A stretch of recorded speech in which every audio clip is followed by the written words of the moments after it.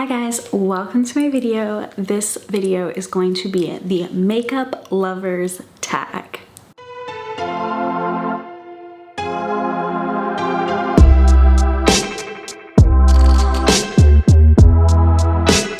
I've seen this video a lot. Pretty much every channel that I watch that is a makeup lover has already done this video. And a lot of times they just said like, oh, I tag anyone watching it, and that's probably what I'm gonna do. I'm not gonna call anyone out specifically, but I did actually get tagged, even though I was like the last person on the tag list and I wasn't actually tagged in the video, but they had like a pretty long list afterwards. I was tagged by Mel C's Makeup and Style. I have heard the questions while watching the other videos. I'm still not like, I haven't memorized the questions, and my answers are gonna just be off the top of my head.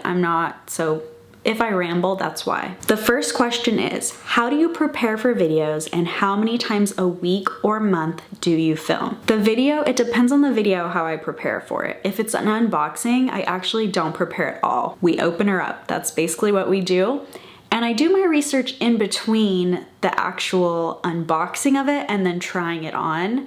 So the preparation actually happens the same day that I'm filming that video. Reviewing a product or anything like that, I just look up whatever I can find about the product ahead of time. For the FabFitFun research videos, I create like a ginormous spreadsheet with all the information I can find for the products in the different FabFitFun sales. So those are my most preparation heavy videos, obviously. For how often do I film?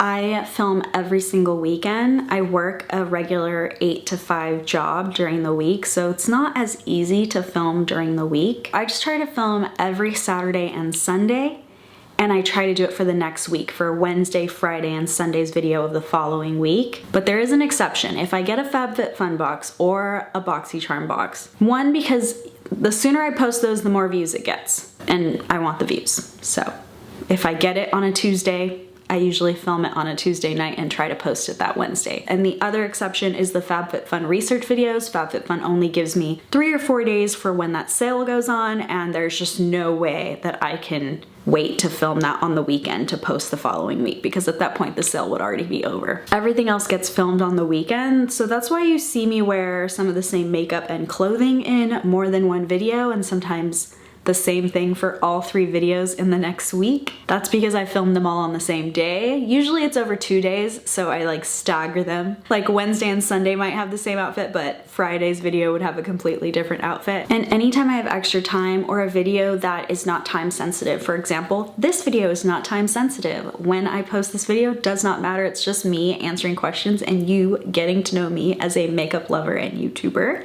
I don't have to post this at any specific time, so if there's a weekend where I'm really busy and I can't film 3 videos, this video will come in as that filler video. The second question is, how long does it take you to record and edit? It actually depends on the traffic around my house. So it can be very noisy here. I got a Rode mic to help block out some of that sound, but I live near an airport and I also live near a major street. Sometimes there's just like ridiculously loud cars and airplanes like the entire time. So if that happens, I have to take little breaks in the middle of my video and wait for that like helicopter or plane to pass by. So usually it takes between 20 minutes and 1 hour of total video time, and then what I do is I splice out everything that is unusable because of the background noise. This is what it sounds like, by the way. That's a plane.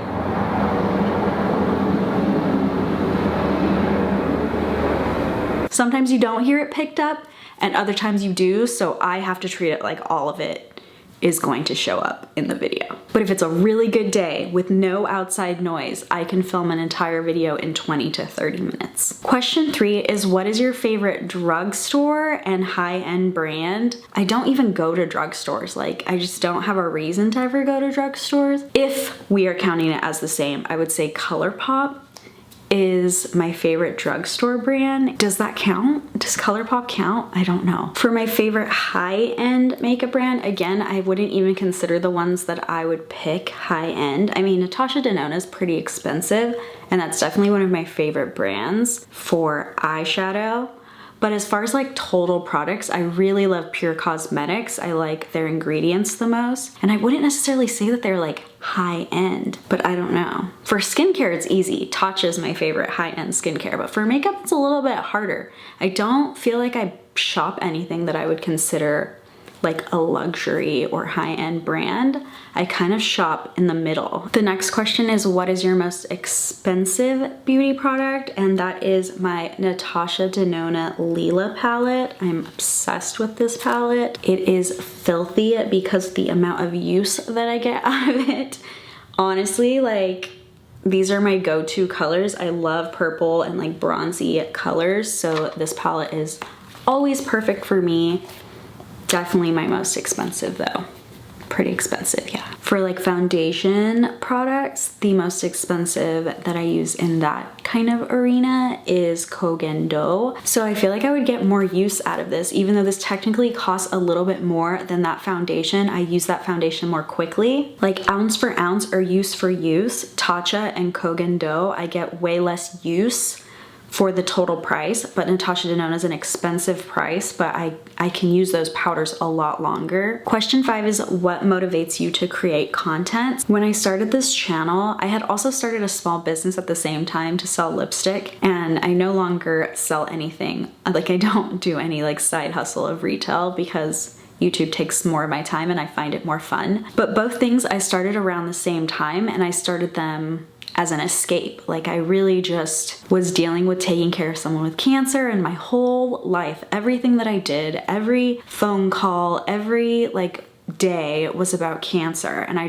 didn't want that to be it. Like, I wanted a hobby, I wanted something to distract me. And I love makeup, I love beauty, I love subscription boxes. Honestly, I have been a subscription box subscriber for so much longer than I've ever had a YouTube channel. But the process of creating content and editing content too, I actually enjoy editing, although not everybody enjoys that part of creating content and posting on YouTube. There's just something about the process where it's just like, you're like really making something, you know? Like, you're really putting yourself out there. It gives you a little more confidence. It gives you a little bit more like structure. I don't know. It has been so good for me, and I will probably continue to do it indefinitely.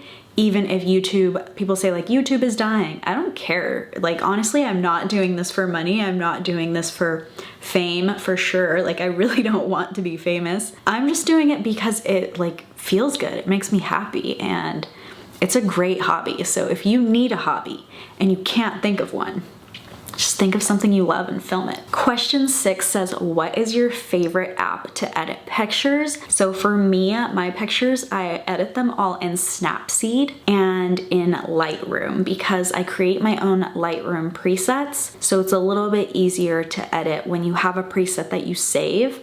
You just copy it onto your next photo. For actually making thumbnails though, I like to use Canva. It's kind of like the lazy person's easy way to make thumbnails because you just drag and drop everything on there.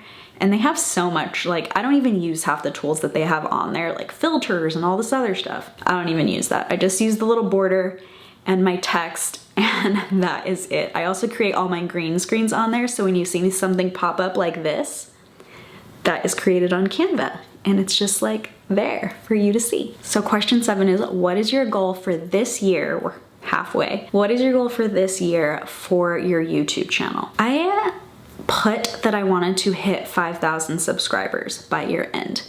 It's kind of a lot still. We'd have 1,400 to go. But last year, in July, I had 400 subscribers. Like, I was about to hit 450. And this year I have 3,400. So somehow in a year I gained 3,000 subscribers, which completely blows my mind. My first year was super slow. It took me an entire year to hit 1,000. I started in October and I hit 1,000 the following November, but it's like picked up speed, and mostly because of FabFitFun subscriptions. So thank you, shout out to my FabFitFun subscribers. And if you want to help me hit that 5,000 goal, I don't know why I even made that goal. I don't honestly, like, it's not gonna make that big of a difference to have it, but it's just like, it's nice to track your progress. If you want to help me hit that goal, share any one of my videos or ask someone you know to subscribe to my channel, and I'll love you forever. Question 8 is, what influencers do you follow and watch for inspiration? And that is really hard because I spend most of my time watching smaller channels, but I do watch a few big names. So I'm gonna mention those people. I watch Manny MUA only because I think he's hilarious. Like, I literally crack up his entire video, every video. And so Manny MUA, I honestly don't use him for information. I don't think he's the best at information, but entertainment value is there. I think he's hilarious and I always watch for that. I do like to watch Raw Beauty Christie. I love that she is all about cruelty free. I just really trust her opinions. I don't think she gets caught up in the other like dramas that all the rest of the beauty community really get caught up in. So I do really enjoy watching her content as well. And then not beauty related, I like to watch Alicia Marie a lot. I like to learn my own editing from watching her stuff. She obviously doesn't do unboxings or anything like that. I hope that for my travel channel or anything where it's a little bit more like vloggy, that I will get some of those techniques that I watch her do on her channel. Those are like the main like big channels that I watch. As far as small channels, like the list is absolutely ridiculous how many people I watch. Just go check out my subscriptions. I make my subscriptions public and you'll see exactly what I mean. There's so many people I watch. Literally, it's unreal. I don't even know how I have the time to do it, but somehow I do. Question 9 says, besides makeup, what else are you passionate about? Well, I'm passionate about skincare, but I feel like skincare and makeup go together now because there's a lot of makeup with skincare in it. So the first one is definitely skincare. I'm also really passionate about the environment. And I know that kind of goes against the fact that I get subscription boxes because carbon footprint, multiple boxes being shipped to my house, and all the extra packaging and plastic. It's a lot, actually.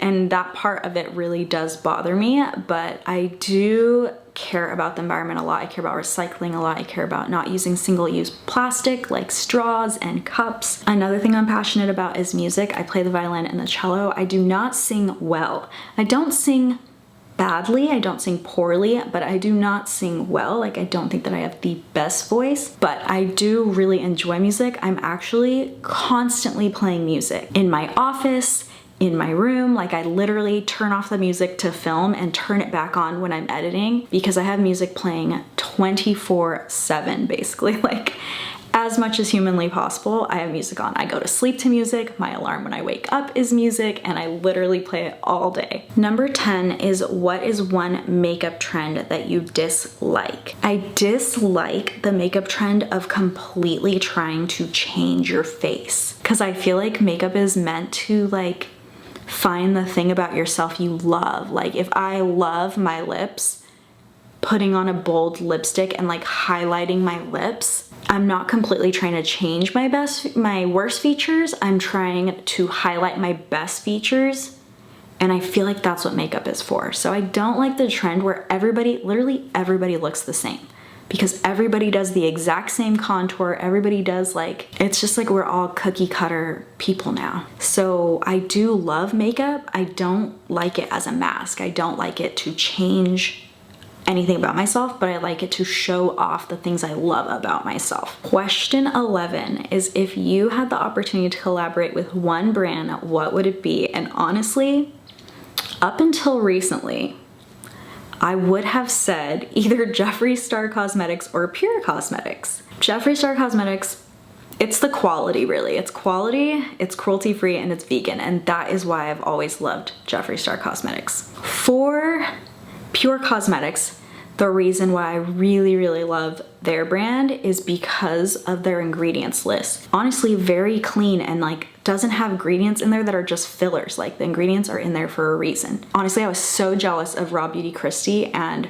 her collab with Pure Cosmetics because that is exactly what I would have wanted to do. Their website like crashed, and honestly, like it was the worst customer service ever. I was in line for hours. My order said it went through more than once, yet I still don't have an email. I have one email confirmation from PayPal, but nothing from Pure Cosmetics. I've sent them an email. They haven't responded. I don't know if I would want to work with a company that just like is so bad at responding to an email. I wrote that email. I don't know, but those would have been the two companies that I would do a collab with, and now I have no idea. I would have to pick something brand new. Number 12 is who or what inspired you to do a YouTube channel. So originally, you can still find it. The first video that I ever posted, I did a rainbow leopard tutorial, and that was because I was selling lipstick and I was showing how you could use the lipstick because it doesn't budge, like it doesn't move at all, how you could use it on your face for Halloween makeup. And I had one video. I posted it because there were people who didn't have Facebook, and it was a Facebook Live, that wanted to see how I used it. So it was more like a training tool. So I posted it on YouTube because anybody can watch it on YouTube with a link. And I didn't do anything for a year after that. Then I went on this app called LiveMe. It's like a live app where you just like hang out with your friends, and anyways, it's a really fun app. And on the LiveMe app, I met Monica and Chase, and both of them kind of encouraged me to continue to make more YouTube videos. So about a year after that first video, I started to make more YouTube videos. And now here we are. So Monica does not have a channel.